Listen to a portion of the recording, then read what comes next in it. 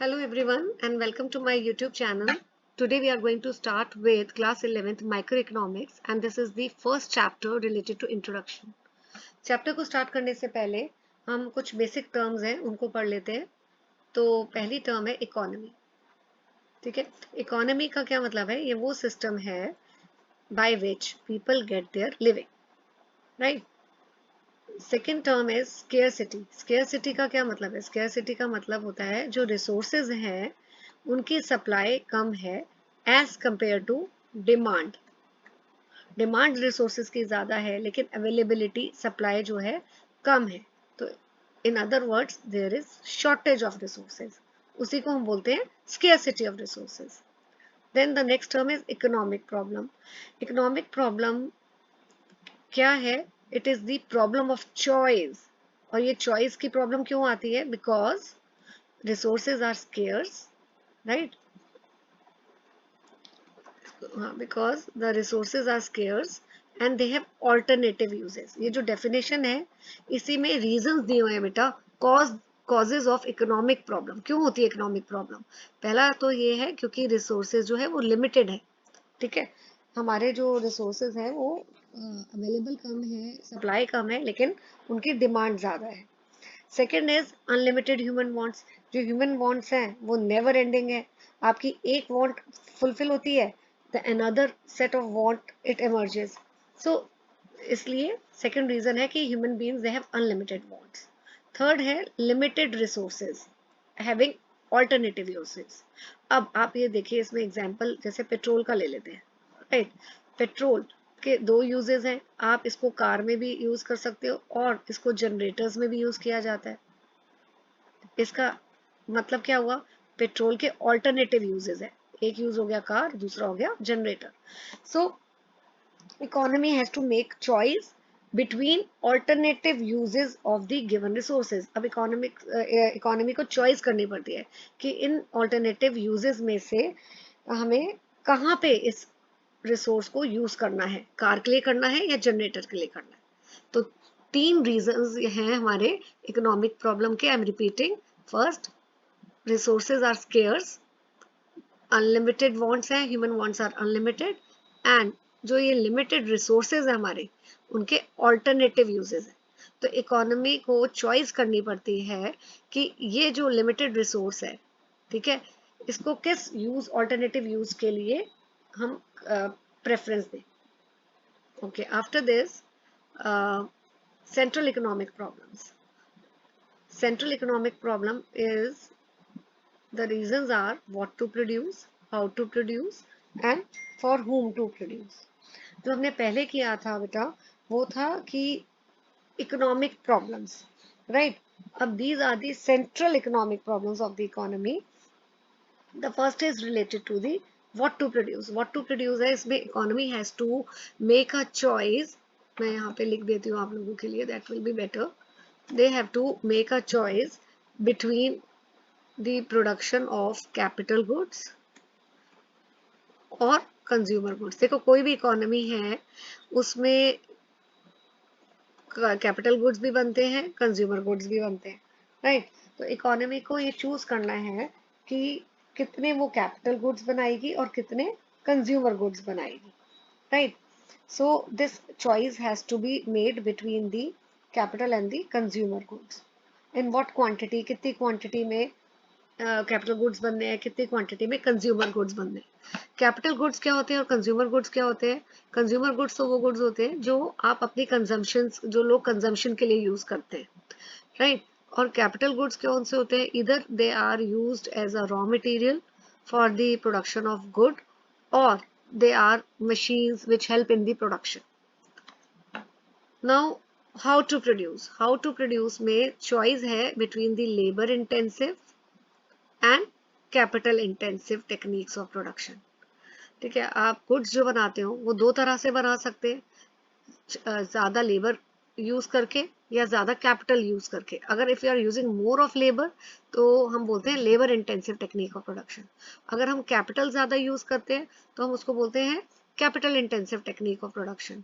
तो अगर लेबर, जैसे इंडिया में लेबर काफ़ी एबंडेंटली अवेलेबल है, लेबर सरप्लस में है, तो हम इंडिया क्या ऑप्ट करेगी, कौन सी technique of production, labour intensive technique of production करेगी, राइट। और अगर कैपिटल एबंडेंस में है, कैपिटल ज्यादा है, तो फिर इकोनॉमी कौन सा यूज करेगी, capital intensive technique of production. Now next is this for whom to produce. This is the third reason or third problem of the economy, that is for whom to produce. See, जो भी goods बनते हैं वो कैसे बनते हैं, goods बनते हैं by involving all the four factors of production, all the four factors of production. कौन कौन से four factors of production है, जस्ट इसको थोड़ा सा और कर देते हैं हम लोग, आप स्पेस बना लेती हूँ मैं लिखने के लिए। यस, कौन से फोर फैक्टर्स ऑफ प्रोडक्शन है, ये आप क्लास 10th में भी पढ़ चुके हो। This is, let me write here, या land, labour, capital and enterprise. अब इन चार फैक्टर्स ऑफ प्रोडक्शन की हेल्प से ही गुड्स प्रोड्यूस होते हैं। तो अगर आप इन फैक्टर ऑफ प्रोडक्शन को यूज करके गुड्स बना रहे हो तो आप इट इज वेरी इंपॉर्टेंट कि they should be getting something in return, ठीक है। So what you will give if you are using the land, what you will pay in return, you will give rent. Labour अगर use कर रहे हो तो in return you will pay wages. Capital अगर आप use कर रहे हो तो आप क्या पे करोगे, इंटरेस्ट। और एंटरप्रेन्योर कौन होता है, who is what is enterprise, जो लेबर, लैंड और कैपिटल को ऑर्गेनाइज करता है, इकट्ठे यूज करता है। तो सारे एफर्ट्स जो है, इस एफर्ट्स के बदले में उसको क्या मिलना चाहिए, he should be getting profits. तो फॉर होम टू प्रोड्यूस का मतलब है कि जो ये आपने गुड्स बनाए हैं, ठीक है, या इन अदर वर्ड्स जो इनकम है वो हम इन फैक्टर्स ऑफ प्रोडक्शन को डिस्ट्रीब्यूट करें in the form of rent, wages, interest and profit. Okay, now the next topic आ जाता है आपका difference, what is positive and what is normative economics. Positive economics deal with what is, what was, or how the economic problem facing the society is actually solved, right? जैसे इसमें actually में जो issues हो रहे हैं वो बताए जाते हैं, जैसे prices in Indian economy are rising. Positive economics क्या बताता है, जो एक्चुअल में सिचुएशन है, इकोनॉमी क्या क्या प्रॉब्लम फेस कर रही है, वो पॉजिटिव इकोनॉमिक्स जो है बताता है। जैसे यहाँ पे देखिए, प्राइजेस आर इंक्रीजिंग, ये एक्चुअली में क्या हो रहा है, positive economics tell that population is growing very fast. तो जो एक्चुअली में हो रहा है वो हमें कौन बताता है, पॉजिटिव इकोनॉमिक्स। नॉर्मेटिव इकोनॉमिक्स क्या है, it basically tells it deals with what ought to be or how economic problem should be solved। तो ये हमें बताता है कि कैसे इकोनॉमिक प्रॉब्लम को सॉल्व करना चाहिए, सजेशन देता है, ठीक है। जैसे rising pricing must be controlled. अब देखो इधर पॉजिटिव इकोनॉमिक्स में, मैं इसको एक बार यहाँ पे रब कर देती हूँ तो आपके लिए इजी हो जाएगा। हाँ, यहाँ पे देखिए, अब यहाँ पे पॉजिटिव में क्या बताया जा रहा था बेटा, पॉजिटिव में बताया जा रहा था एक्चुअल फैक्ट जो हो रहा है, प्राइस बढ़ रहे हैं, दे आर इंक्रीजिंग। नॉर्मेटिव में सजेशन दी हुई है कि भाई राइजिंग प्राइसेस जो बढ़ रहे हैं इनको इट मस्ट बी कंट्रोल्ड। तो यहाँ पे सजेशन सोल्यूशन बताया जाता है। अब ऐसे ही सेकेंड एग्जाम्पल भी देख लेते हैं, उससे आपको ज्यादा क्लियर होगा। पॉपुलेशन इज ग्रोइंग फास्ट, तो जो एक्चुअली में हो रहा है पॉजिटिव इकोनॉमिक उसके बारे में बताता है, ठीक है। लेकिन नॉर्मेटिव आपको सजेशन देगा, पॉपुलेशन मस्ट बी कंट्रोल्ड। तो जो पॉजिटिव इकोनॉमिक्स है based on facts and data, and normative is based on opinions, judgements. Second क्या है, positive economics is what it is, जो एक्चुअली में है, और नॉर्मेटिव क्या बताता है, व्हाट ऑट टू बी, क्या होना चाहिए, व्हाट शुड बी, राइट। और it can be prove with data, जो एक्चुअली में हो रहा है डेटा से आप उसको प्रूव भी कर सकते हो। देखो पॉपुलेशन इतने नंबर से बढ़ रही है, ठीक है, और जो नॉर्मेटिव है हम इसको प्रूफ डेटा से प्रूफ नहीं कर सकते क्योंकि ये सजेशंस है। Then another is microeconomics. What is microeconomics? Microeconomics is the study of behavior of individual units of an economy, such as individual consumer, producer, etc. तो यहाँ पे हम माइक्रो इकोनॉमिक्स जो है हम यहाँ पे क्या पढ़ते हैं, इंडिविजुअल यूनिट्स पढ़ते हैं इकोनॉमी के, जैसे एक कंज्यूमर की क्या प्रेफरेंस है, क्या डिमांड है, क्या सप्लाई है, ऐसे। अब what is the difference between micro economics और macro economics? Micro studies individual unit, लेकिन macro studies aggregate economic unit. जैसे एग्जांपल अगर मैं दूं तो माइक्रो में इंडिविजुअल डिमांड पढ़ी जाती है कंज्यूमर की, यहाँ पे demand by all the consumers taken together, so यहाँ एग्रीगेट डिमांड है। Micro economics deals with individual supply, it deals with aggregate supply, right?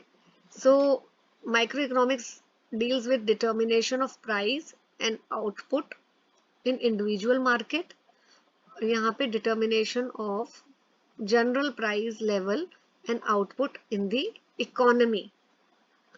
So this is the basic difference. Micro deals with one individual economic unit, macro deals with aggregate economic unit. Okay.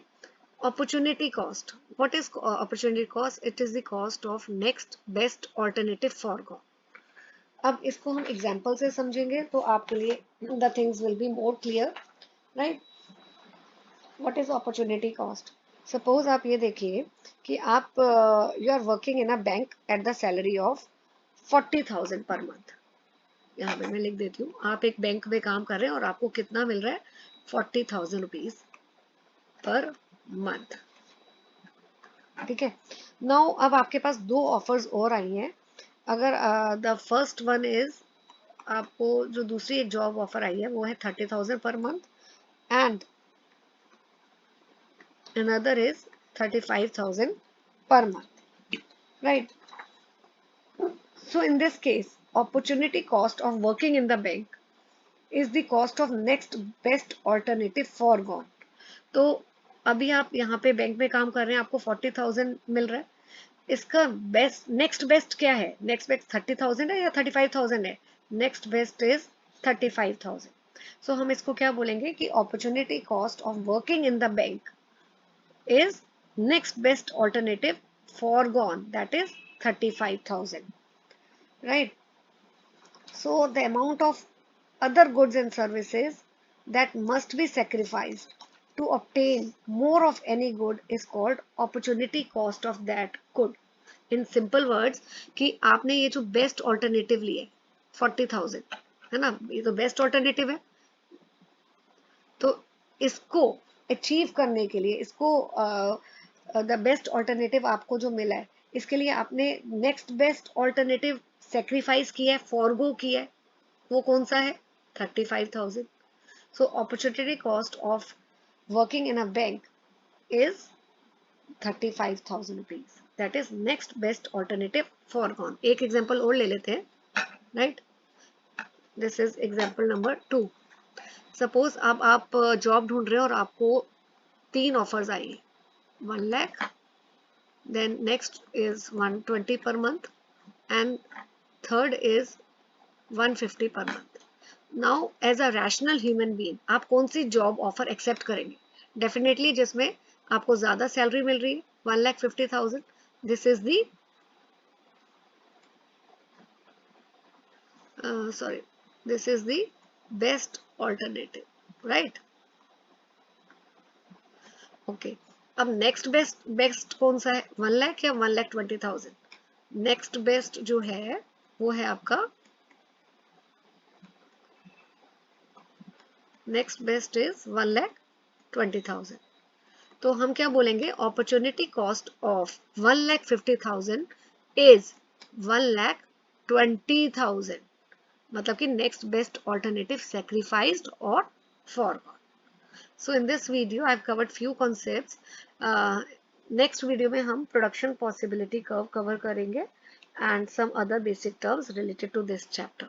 So thank you for watching. Please subscribe to my YouTube channel, share the content with your friends, and subscribe to my channel and hit the like button. Thank you.